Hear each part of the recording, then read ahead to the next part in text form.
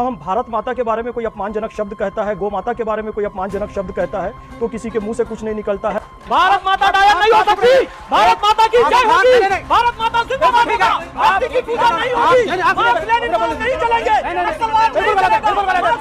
इनको बोलिए भारत के आजम खान जो कि मुसलमान है, इस देश का नेता। अरे मैं भी मुसलमान हूं, अशफाकुल्लाह खान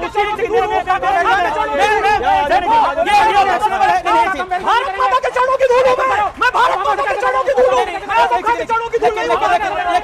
सेकुलर पार्टियों ने आपको इज्जत दी, इस तरह के प्रश्न नहीं दिए। आप हाथ छोड़िए और ये तरीका आप पहले अपोलोजाइज करिए। अपनी जगह सेकुलर पार्टियां गई तेल लेने, मुसलमानों को कोई गुलाम ना समझे, ना डराए। कैसे इज्जत नहीं देता, फरामोशी चल रही है, फरामोशी चल रही है। चाहिए था, लेकिन मैं इस पर कुछ नहीं कहूंगा।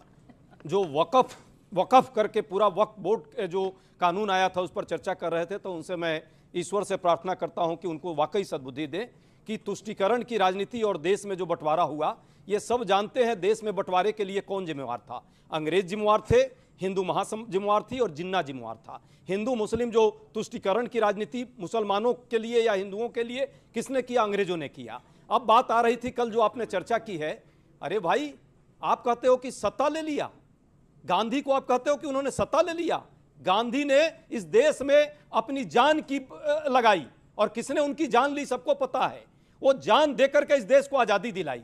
नेहरू ने 11 साल जेल में रहकर के इस देश को आजादी दिलाई। कांग्रेस के हजारों कार्यकर्ता जान दिए और तब जेल में रह करके और तब ये देश को आजादी मिली।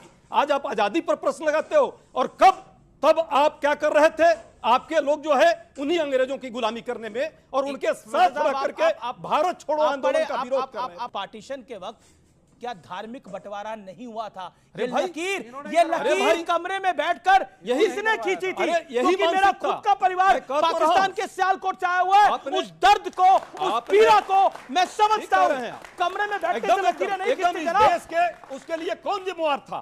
कौन जिम्मेवार था? हिंदू महासभा जिम्मेवार थी, किसने करी थी? जिन्ना जिम्मेवार था। हिंदू महासभा सरकार में आई थी। देश को बंटवारे के लिए अंग्रेजों की वो कुनीति जिम्मेवार थी और देश के स्वतंत्रता में कांग्रेस के लोगों ने लाखों लोगों ने अपनी जान गंवाई। ये आपको याद नहीं है? पार्टीशन से वक्त तक, यानी 47 से 2025 तक, पार्टीशन से वक्त तक, क्या आपको लगता है वही एक ही है? तुष्टीकरण और तुष्टीकरण।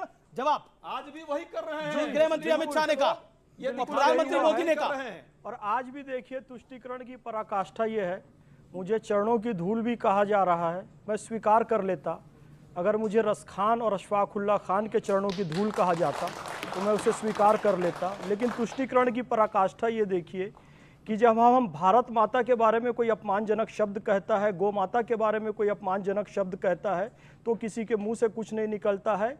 आजम खान का केवल नाम ले दिया तो कितना इनको तकलीफ हो रही है, आप देखिए।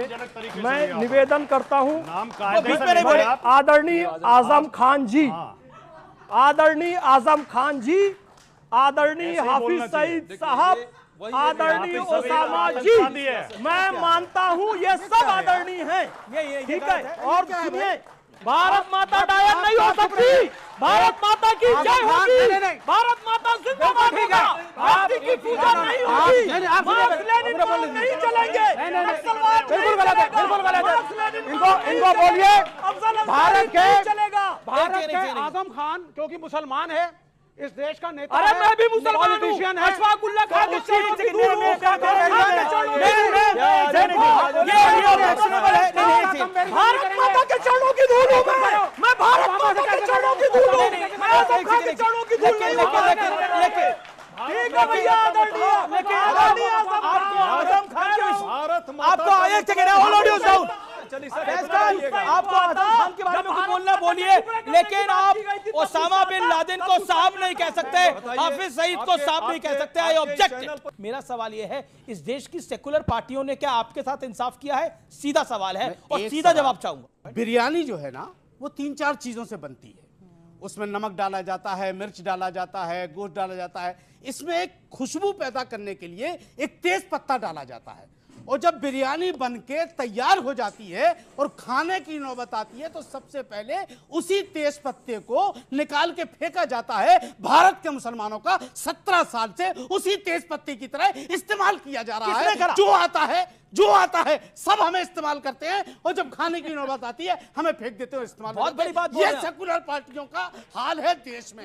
सेकुलर पार्टियों ने आपको इज्जत दी, इस तरह के प्रश्न नहीं दिए। आप हाथ छोड़िए और ये तरीका आप पहले अपोलोजाइज करिए, अपनी जगह पे खड़े रहिए, ये नहीं अपनी कर जगह पे सकते। खड़े रहिए। मैं डिबेट को रोकूंगा अगर आप अपनी जगह से हिलेंगे। मेरी नहीं, जगह आप किसी पैनलिस्ट को इंसाइट बात करने की तो- कोशिश कर रहे हैं बार-बार। गुंडागर्दी करके इज्जत देना चाहते एक बात देना सुनिए पड़ेगा इज्जत तुमको। अजय जी, एक बात सुनिए, सेकुलर पार्टियां गई तेल लेने, मुसलमानों को कोई गुलाम ना समझे, ना डराए कि उसे इज्जत एहसान दी, फरामोशी, कोई इज्जत नहीं देता, ये एहसान फरामोश, एहसान फरामोशी चल रही है, सच्चा एहसान फरामोशी चल रही है। ये इज्जत, वो इज्जत जो आपको दी गई ना, जो इज्जत आपको दी गई 70 साल, आपने कितनी बड़ी बात बोली थी, आपने कितनी बड़ी बात बोली। फरामोशी है, एहसान फरामोशी क्या है भाई? बिल्कुल है, क्योंकि सेकुलर पार्टियों ने इस बात की कि सेकुलर पार्टियों ने मुसलमान को इक्वल सिटीजनशिप दी, मुसलमान हिंदू के बराबर है, हमने दिया इसको, किसको?